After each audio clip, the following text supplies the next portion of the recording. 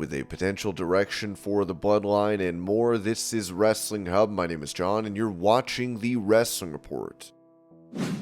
Before we get into the rest of the video, make sure you subscribe to Wrestling Hub and turn on all notifications to stay up to date with everything in the world of pro wrestling. Also, don't forget to follow us on Instagram at Wrestling Hub Official and follow us on Twitter at Wrestling_Hub.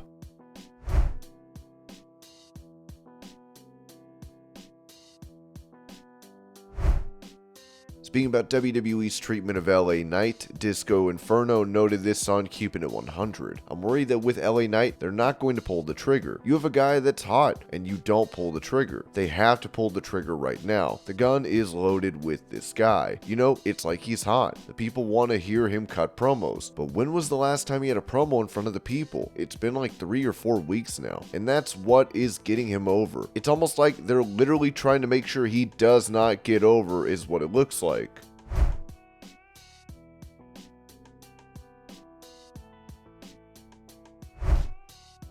When asked about the possibility of facing former UFC champion Conor McGregor, Dolph Ziggler told TMZ Sports, yeah, WWE and UFC, and he's called us out a couple of times, so I appreciate that. And I can go a little bit, so I would still do it. Make it a best of 3 octagon boxing match, wrestling, fighting, WWE. Then set it all up for the best of 3 at WrestleMania. I mean, that's just where the money is. But not everybody can go and back it up, but some of us can.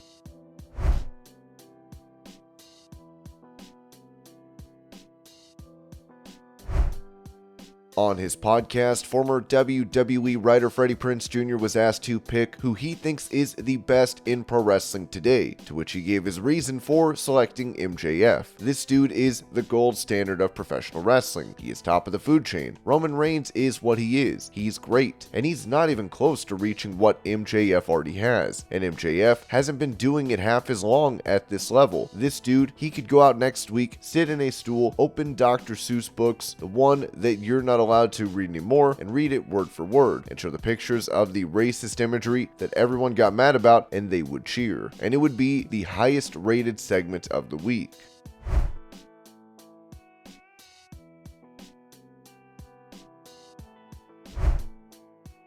Touching on a potential feud for the Bloodline, WRKD Wrestling reported, while things can change, initial plans for tomorrow's Raw include an angle that sees the Bloodline and Judgment Day decide to go after each other's enemies. We'll see Solo face off against Rey Mysterio, while Owens, Zayn, and Riddle will fight Judgment Day in the main event.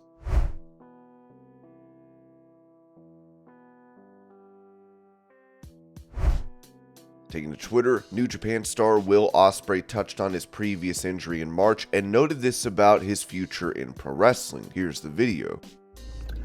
Alright guys, I just pulled up at my gym and I just kind of want to do a video because I think it's better than doing like a notes app. I got medically cleared 2 days ago and it's a weird one. I've seen my physio now for about 5 weeks. I've got the range of motion back in my arm. The strength is there somewhat, but because I was able to complete 4 strength exercises, apparently I'm medically cleared.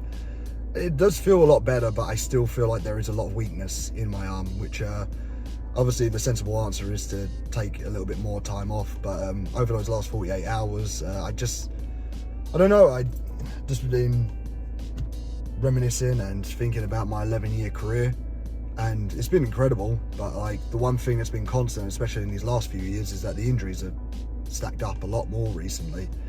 And it's because I'm getting older as well, it's because I'm getting heavier, but because of that, the moveset that I started when I was 22 years old has kind of vanished and disappeared, and it's not out of choice, it's because my body can't do it anymore. I can't perform a shooting star press safely anymore, so I've decided that it's best to cut it out. But like, I'm not gonna lie to you guys, I feel like my body and me personally, I am deteriorating in front of everyone's eyes. It kind of is really upsetting, and it's because I chose to do this style. I understand the risks that come with this style, but it's just one that suits me down to a T, and I think everyone enjoys it. So having said that, you know, I don't know if this ride's going to be a long one, if everyone understands what I mean. But then I kind of think, and you know, I'm from Essex, like I didn't think I'd reach this far in my career anyway. So I'm just going to enjoy myself and hope for the best. I'm going to have to change things up a lot, but like, I am going to compete. I am going to come back, and I'm going to do the best of my abilities to do this as much as I physically can. But you know, like, I don't know how long this ride's going to be, I'll be honest with you guys. I hope you guys enjoy the ride, that's all right? Much love, guys.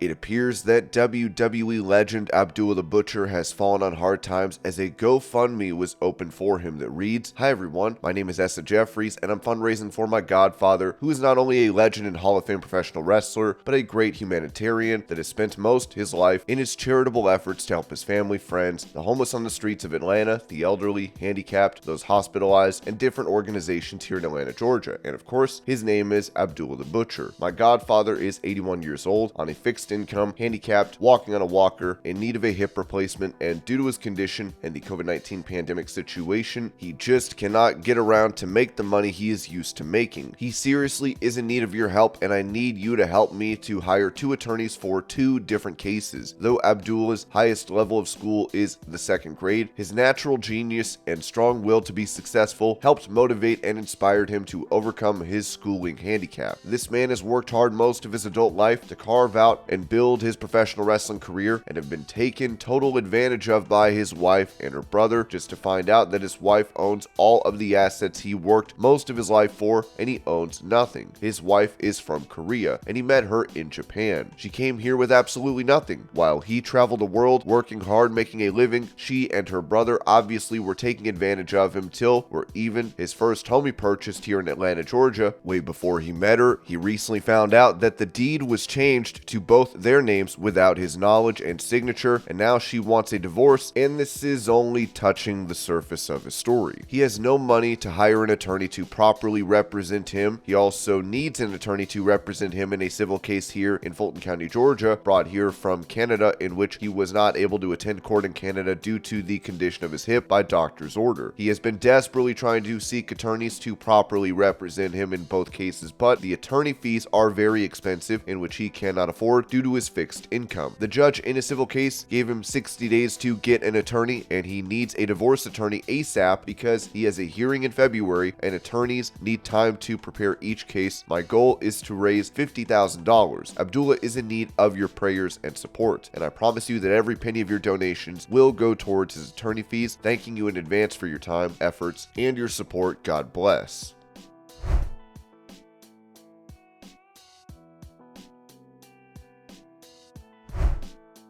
Giving an update on reports of a return to AEW for CM Punk, Andrew Zarian noted on Wrestling Observer Live, the story here is that CM Punk is essentially happening. I know for a fact that Warner has been told he is coming back. They are very much aware of the situation. Zarian went on to state that talks between Punk and the Elite have yet to take place, with Matt and Nick Jackson of the Young Bucks particularly reluctant to work with the former WWE star.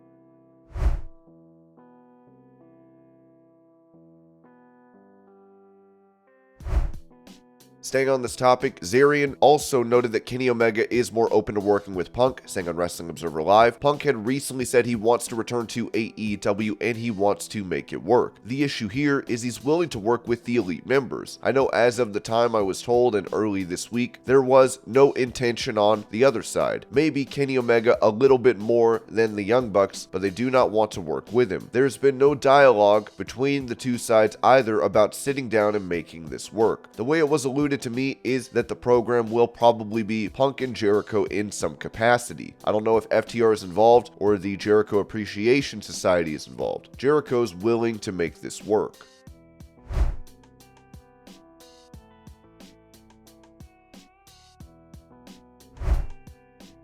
In some unfortunate news, Jimmy the Jester has passed away due to a car accident, as the Monster Factory in New Jersey released this statement. James Pasquale, 34, a professional wrestler on the independent circuit and a gymnastics coach, passed away suddenly on Tuesday, April 11th, 2023 at his home in Monroe Township, New Jersey. Born in eastern Pennsylvania, Jimmy was raised in White Township outside Belvedere, New Jersey, where he was a 2006 graduate of Belvedere High School. Following high school, he attended Warren County Community community college working towards a degree in criminal justice. In 2005, Jimmy joined the Screen Actors Guild, where he did local plays, commercials, and small parts in TV and movies. In between acting and wrestling, he performed stand-up comedy at clubs in New Jersey. In 2004, Jimmy spent the summer working at his aunt's business, Ace Gymnastics, where coaching became another passion of his, where he excelled at training boys, men, and Special Olympics team gymnasts. He also loved coaching and tumbling cheerleaders, enabling them to be their best right up to this week. Around 2007, Jimmy began training at the Monster Factory Professional Wrestling Training Center under the guidance of Danny Cage, which quickly became his life. In 2019, he became a professional wrestler, known to most as Jimmy the Jester. He also wrestled in various promotions, including Titan Championship Wrestling Entertainment, Standalone Wrestling, Lucha Riot, WWA, and Atomic Championship Wrestling. Looking always to stay fit, Jimmy enjoyed working out at any gym near him, and got his mom Rose to go along many times as her trainer to get her to live a healthier lifestyle. His Facebook page is filled with so many tributes and memories that his family, especially his mom, found some comfort and peace knowing how loved he was by so many. He had a heart of gold and would help anyone out that needed it. His personality was a mix of if Robin Williams and a wrestler had a child together. Jimmy was someone who could fill a room, the life of the party, and larger than life. Funny, loud, and always ready to make people laugh. Jimmy is survived by his mother, Rose Emmons, and her husband, Edward, his stepbrother, Jesse Emmons, and his two favorite companions, his dogs, Holly and Nixon. He was predeceased by his dad, Andrew Palmer. A visitation will be held at the Middlesex Funeral Home, 528 Bound Brook Road, Middlesex, New Jersey, on Tuesday, April 18th, 2023, from 4 p.m. to 7 p.m. A gathering of friends and family will follow at Capriccio Ristorante, 651 Bound Brook Road, Middlesex, New Jersey, 08846. And this was your Pro Wrestling News Update. I hope you're all having a great day. Thank you so much for watching, and I'll see y'all later.